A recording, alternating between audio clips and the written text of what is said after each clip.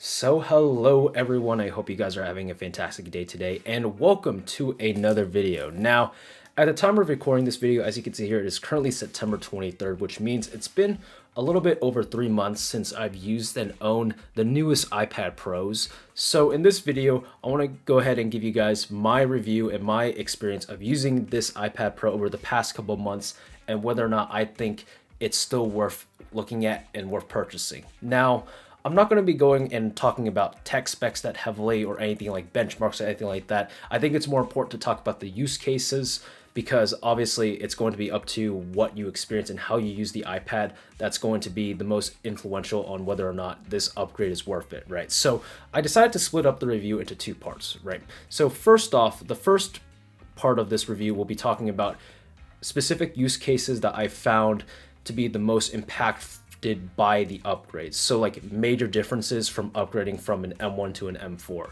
The second part will be talking about minor differences. So stuff that I really didn't see any difference from upgrading from my previous iPad, right? And then finally, we'll go ahead and wrap everything up and then just talk about the overall experience and whether or not you should buy this iPad and for who specifically, right? So without further ado, let's get into it. So first off, let's talk about major use cases.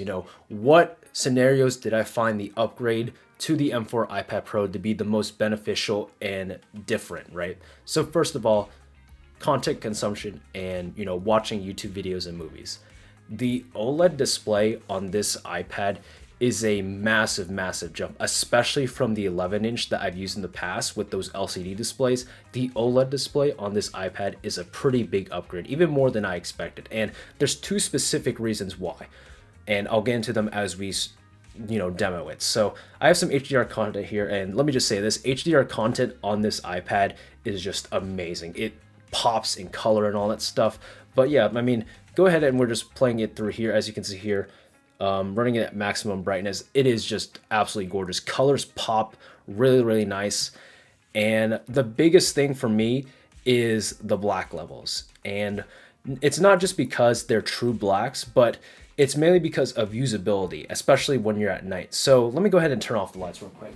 All right, so turn off the lights a little bit here. And as you can see here, we are seeing true blacks, no gray screen or like no black dimly lit screen. And this is a pretty big thing, especially if you're someone who is watching these videos at nighttime, not having to see those like gray bars on the top and the bottom of your screen, and instead just being it a perfectly black screen. So your eyes are only focused on the part of the part that you're watching the movie or video is very, very nice. And another thing that I do want to mention is also because of these OLED displays, they actually are brighter displays as well. So if you're in a bright environment too and sunlight is hitting you and whatever, you'll still be able to watch a lot of these movies and videos still relatively fine for the most part, which is something I couldn't say about the previous iPad. The previous iPad got pretty tough to see if you hit it with direct sunlight. This time around with the OLED and brighter display, it's quite a noticeable upgrade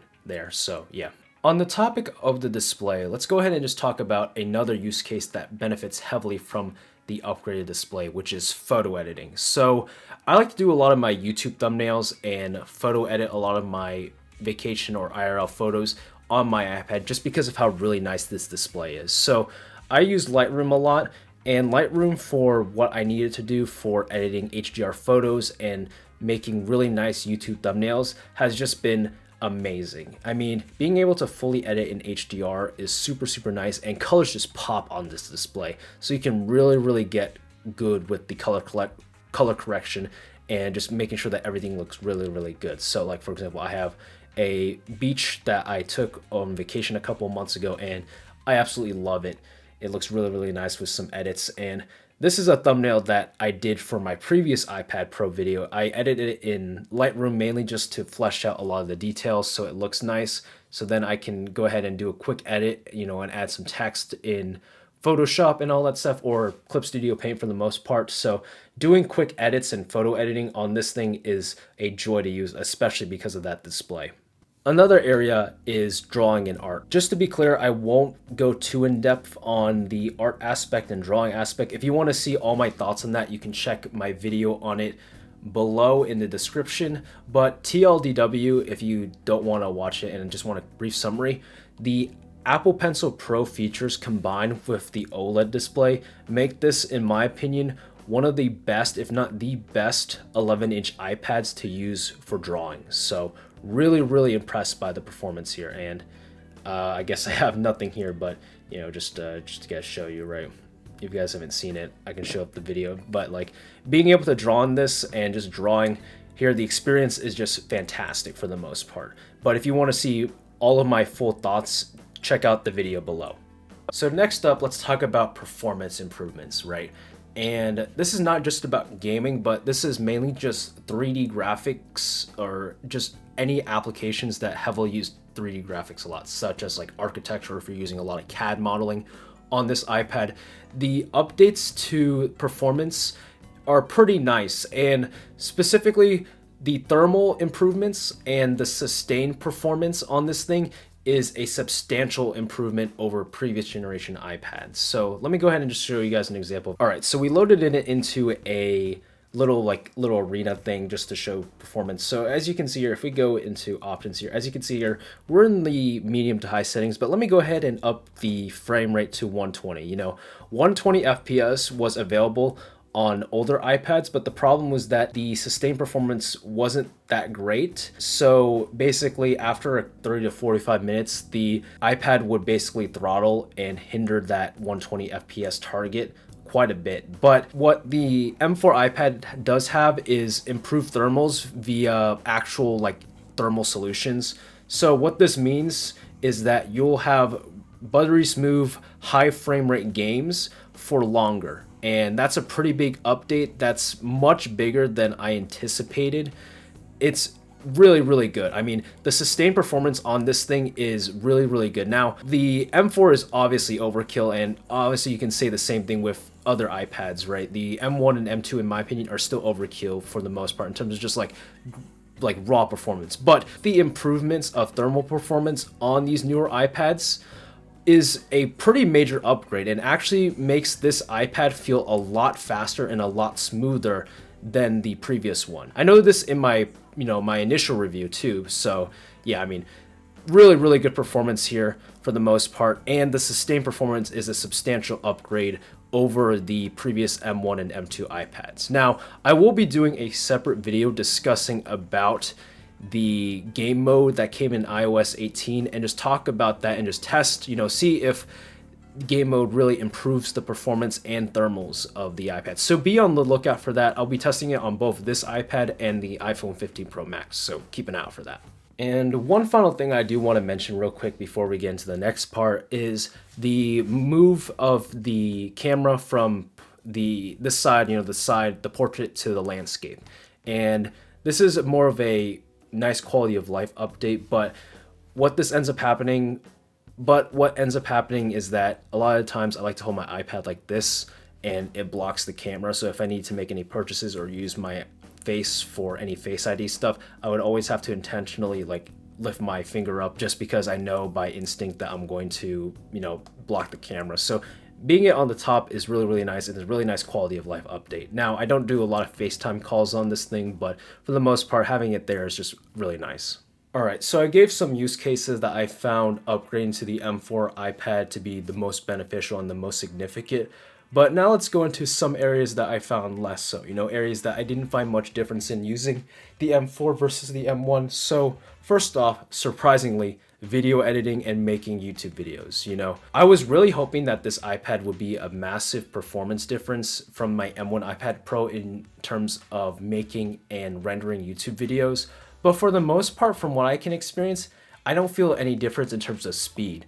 I mean, you have the display that's really nice for color grading. So if I'm doing any massive color grading, having that OLED screen is going to be nice for that. But actually editing YouTube videos and rendering them out, I didn't see a significant upgrade in performance, which was kind of strange. I thought I would see something, but there may be something going on here. So as you can see here, I have some YouTube videos that I did record and edit on this iPad.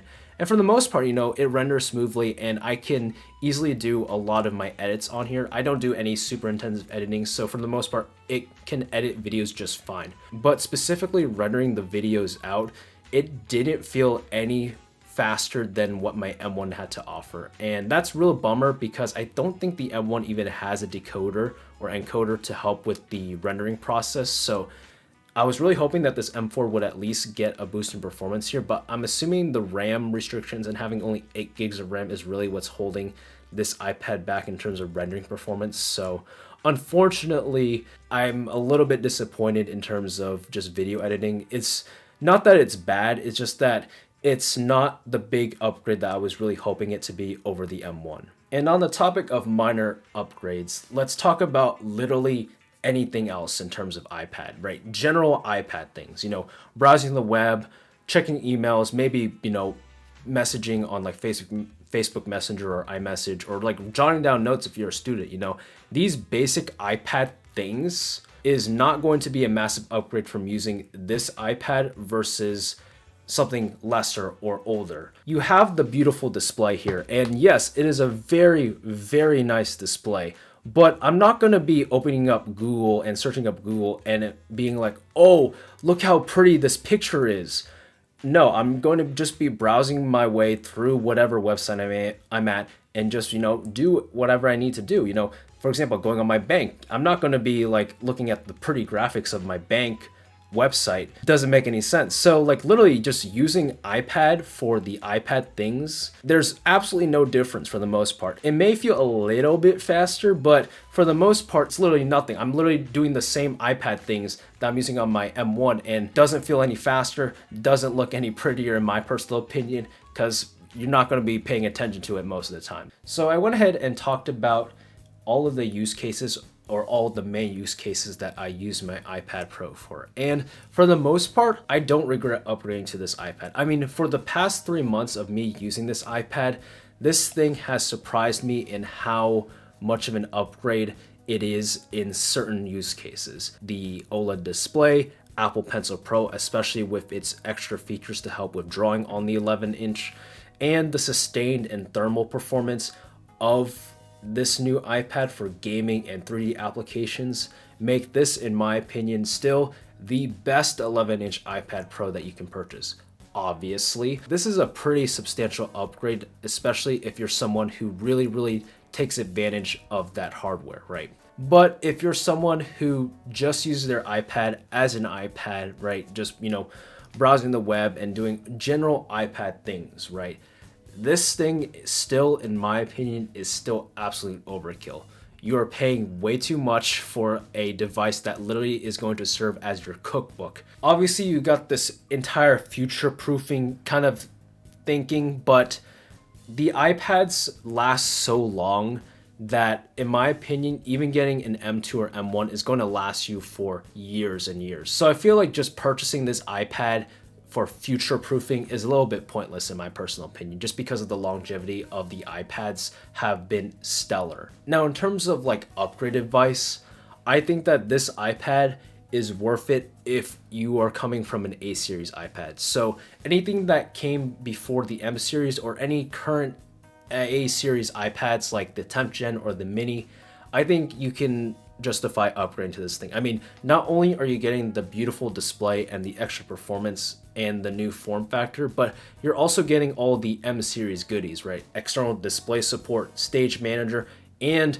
Apple Intelligence that will be coming in the next couple of months, which is pretty big. Now, as for people who are coming from an M series iPad, like an M1 iPad Pro or an M2 iPad, I feel like this is a much tougher sell. Personally, in my opinion, I don't think it's worth the upgrade unless you are in the camp that can benefit greatly from the new features that the iPad Pro has to offer. So like if you use your iPad to heavily watch movies and TV shows, or if you're someone who likes to draw art, or if you're someone who likes to game a lot on their iPad and not just like cut the rope, but we're talking like true next gen AAA titles on their iPad, then I think absolutely it's worth the upgrade. But otherwise, don't even bother. Wait for a sale or just wait down the line for a newer iPad with more features. Overall, fantastic iPad if you have the money to splurge on it. So yeah, hopefully you guys enjoyed the video. If you did, make sure to leave a like, and I'll talk to you guys in the next one. Later.